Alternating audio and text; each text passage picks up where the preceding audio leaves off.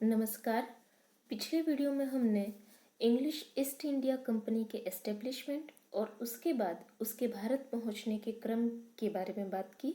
हमने सबसे पहले बात की हॉकिंस के भारत आगमन के बारे में और फिर हमने बात की सर थॉमस रो के भारत आगमन के बारे में और उसके बाद इंग्लिश कंपनी के बढ़ते हुए व्यापार के बारे में।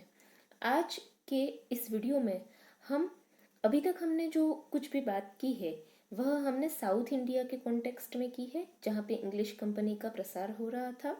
आज हम जो बात करने वाले हैं वह हम बंगाल के कॉन्टेक्स्ट में करने वाले हैं कि किस तरीके से बंगाल में इंग्लिश ईस्ट इंडिया कंपनी का एक्सपेंशन होता है। तो बंगाल में अंग्रेजी शक्ति के विकास को हम समझते हैं। बंगाल में अंग्रेजों की जो सबसे पहली फैक्ट्री होती है उसकी स्थापना हुगली में की जाती है, जो कि एक बंदरगाह है, और 1651 में यहाँ पे फैक्ट्री स्थापित की जाती है। बंगाल में इस समय पर अंग्रेजी व्यापार की जो मुख्य वस्तुएं हैं उनमें है रेशम, सूती कपड़े, चीनी, शोरा आदि। किंतु यहाँ पे शुरुआत में जो फैक्ट्री स्थापित होती है उसमें व्यक्तिगत व्यापार यानी कि कंपनी के जो अधिकारी और कर्मचारी हैं उन्हीं के द्वारा पर्सनल लेवल पर जो व्यापार किया जाता है उसकी वजह से शुरुआत में कंपनी को कुछ समय के लिए बहुत कम लाभ होता है।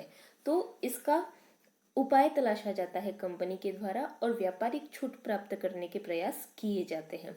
इस क्रम में बंगाल में सर्वप्रथम अंग्रेजों को व्यापारिक छूट 1651 ईस्वी में प्राप्त होती है, जब गैब्रियन बांटन, जो कि एक दरबारी चिकित्सक था और वो बंगाल के सूबेदार शाह शुजा के दरबार में उस समय पर था। तो गैब्रियन बांटन जो है वो कंपनी के फेवर के लिए एक लाइसेंस बंगाल के सूबेदार शाह शुजा से प्राप्त करते हैं, अपनी सेवाओं से सूबेदार को प्रसन्न करके। इस आदेश के द्वारा कंपनी को 3000 रुपये वार्षिक कर के बदले में बंगाल, बिहार और उड़ीसा तीनों जगहों पर मुफ्त व्यापार करने की अनुमति दे दी जाती है।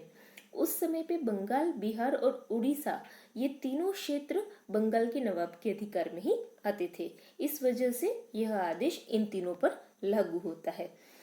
यह आदेश बंगाल के सूबेदार शाह शुजा के द्वारा इशू किया जाता है, लेकिन शाह शुजा के उत्तराधिकारी इस लाइसेंस को, इस निशान को वैलिड नहीं मानते हैं और वे मांग करते हैं, क्योंकि अंग्रेजों का व्यापार दिन प्रतिदिन बढ़ रहा है तो इसीलिए वे जो दूसरे सौदागर हैं जैसे कि डच हैं, फ्रांसीसी हैं, उन्हीं के समान ही वो भी कर अदा करे। लेकिन अंग्रेज कंपनी इसके लिए राजी नहीं होती है, क्योंकि उनका मानना है कि बंगाल के सूबेदार के द्वारा उन्हें इसके लिए लाइसेंस ऑलरेडी प्राप्त हो चुका है।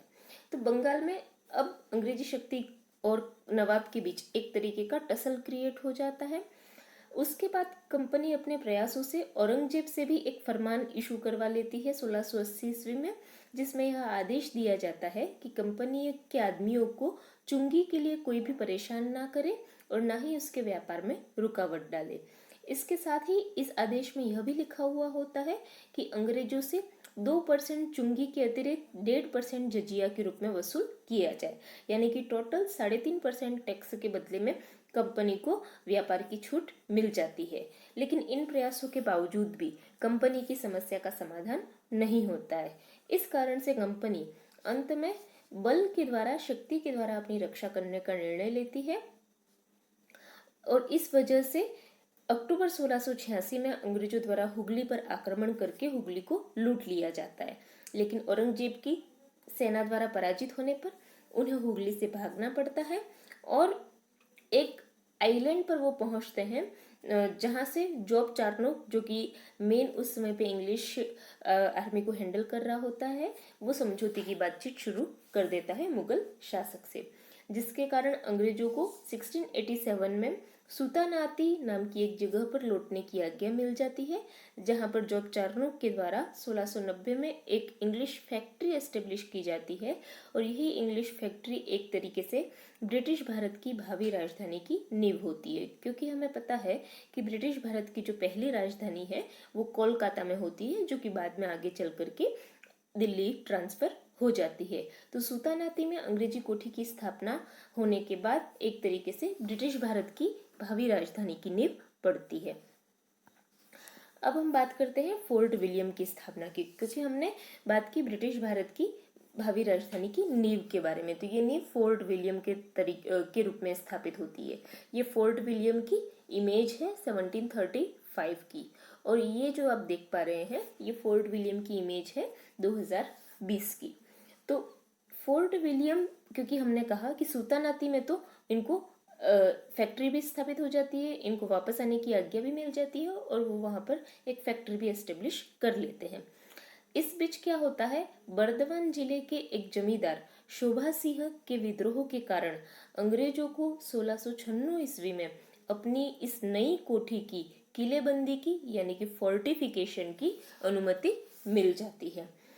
बाद में बंगाल के सूबेदार अजीमुस्सान के समय पे 1698 ईस्वी में अंग्रेजों को सुतानाती, कलिकाता और गोविंदपुर इन तीनों गांवों की जमींदारी प्रदान की जाती है, जिसके बदले में उन्हें इन गांवों के मालिकों को 1200 रुपये देने पड़ते हैं। यानी कि मात्र 1200 रुपये के बदले में इन्हें सुतानाती, कलिकाता और गोविंदपुर इन तीनों गांवों की जमींदारी प्राप्त हो जाती है। और यहाँ पर जो व्यावसायिक प्रतिष्ठान बनाया जाता है, जो फैक्ट्री बनाई जाती है, उसका नाम इंग्लैंड के सम्राट के सम्मान में फोर्ट विलियम रखा जाता है। इस फोर्ट विलियम के पहले प्रेसिडेंट बनते हैं सर चार्ल्स आयर, और 1700 ईस्वी में फोर्ट विलियम को पहला प्रेसिडेंसी नगर घोषित किया जाता है। ये जो फोर्ट विलियम है, इसी के बेसिस पर कोलकाता ब्रिटिश भारत की पहली राजधानी बनती है। और प्रेसिडेंसी नगर इसलिए हम इसको कह रहे हैं क्योंकि मेन जो प्रेसिडेंसी नगर स्टार्टिंग में होते हैं इंग्लिश ईस्ट इंडिया कंपनी के शासनकाल में, वो होते हैं कलकत्ता, बम्बई और मद्रास, जो कि इनके मेन सेंटर पॉइंट भी होते हैं। तो पहला प्रेसिडेंसी नगर एस्टेब्लिश होता है फोर्ट विलियम के तौर पे। आज की वीडियो में इतना ही। धन्यवाद।